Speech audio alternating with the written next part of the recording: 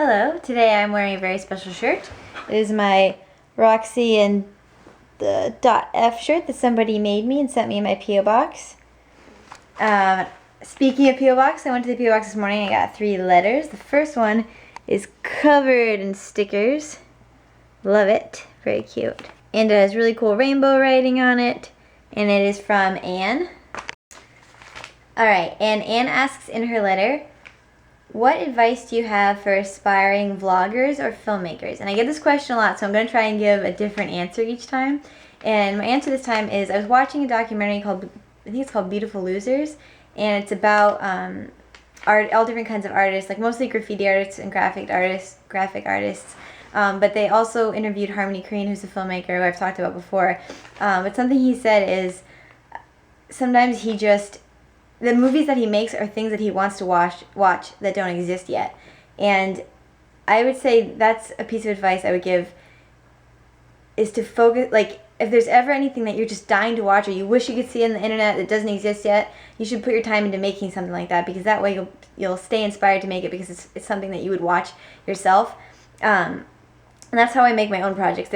I kind of really want to do a series, like almost like a TV show on YouTube, because there's a story that I would love to watch. I wish it was a show that existed, but it doesn't yet, and so that gives me a perfect opportunity to make it myself.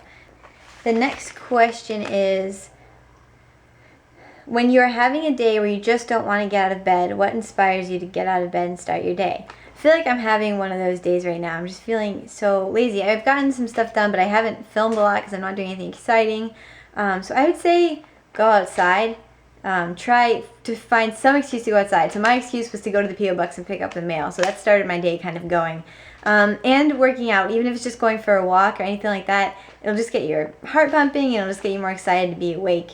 And if I had a choice, if I didn't live at my parents' house, I would put my computer in a room that wasn't my bedroom, because you're always tempted to go and lay back down.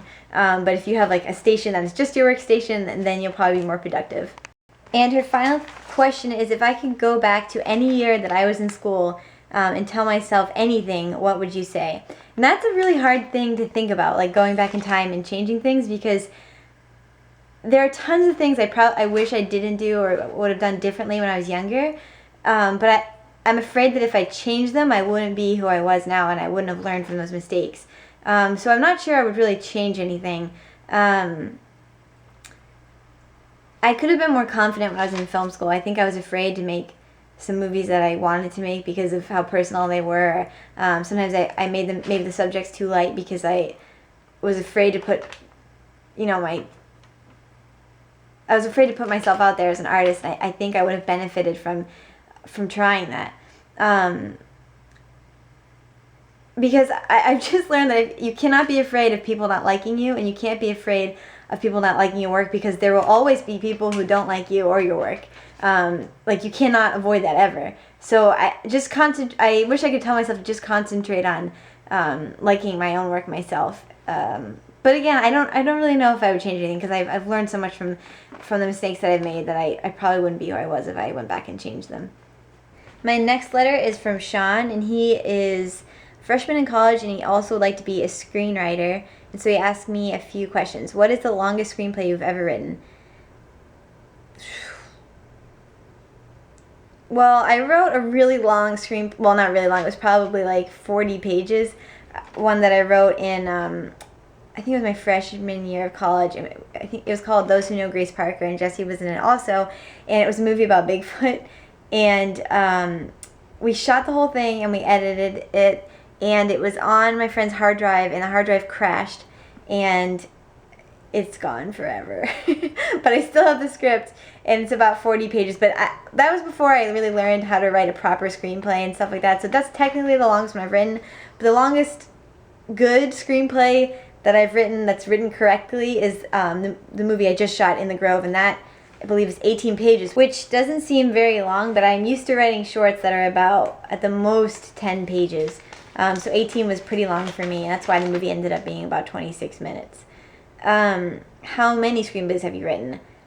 I've probably completed in full about like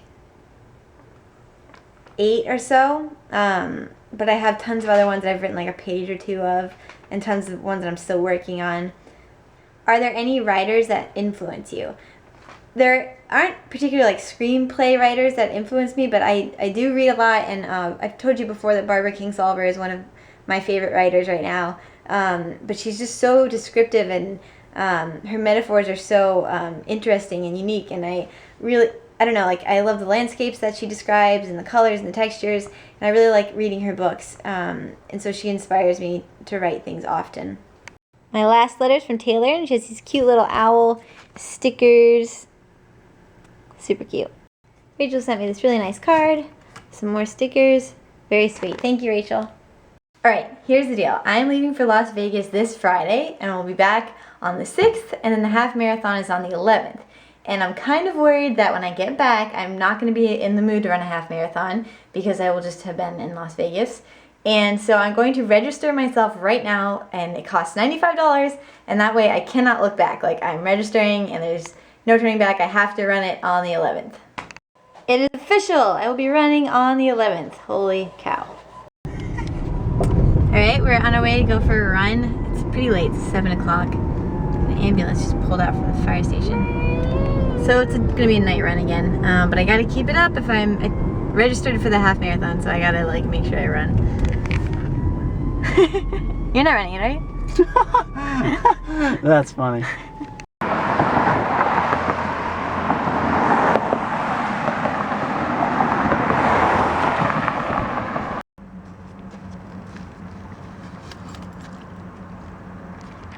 It's too dark out, but I wish I could show you how good Justin is at skipping rocks. He's always been really good at it. It's really funny. Scary! Don't hit my car, please. Don't hit it! Don't hit it! So it is extremely hot in my room, and we just discovered that the vent is completely closed, and I can't reach it, so I think I'm going to adjust the shoulders to see if I can do it. I can hear you. Just use the wall to like stabilize for a second. I still can't reach it. There. Is it open? Yeah. Oh shit. Okay. So. Okay. Thanks. Always so supportive. So you guys gave me tons of remedies for the hiccups. I probably will never have to deal with them again.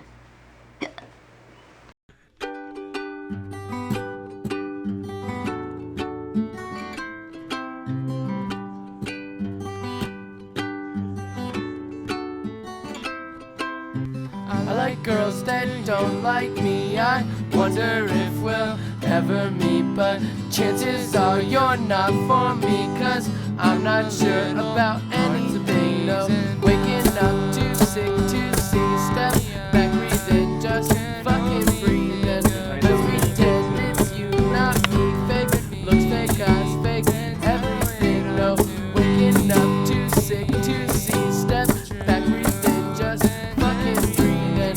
Let's pretend it's you, not me. Fake looks fake, eyes fake, everywhere. So lotion, motion, don't use the notion. I'd rather throw you in the ocean.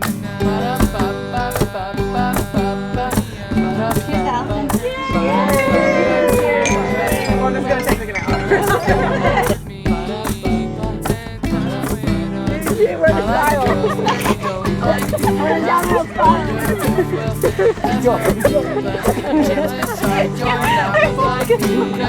I'm not sure about anything, but chances are you're not for me, 'cause I'm a little hard to please. I like girls that don't like me. I wonder if we'll ever meet, but chances are you're not for me, 'cause I'm not sure about anything.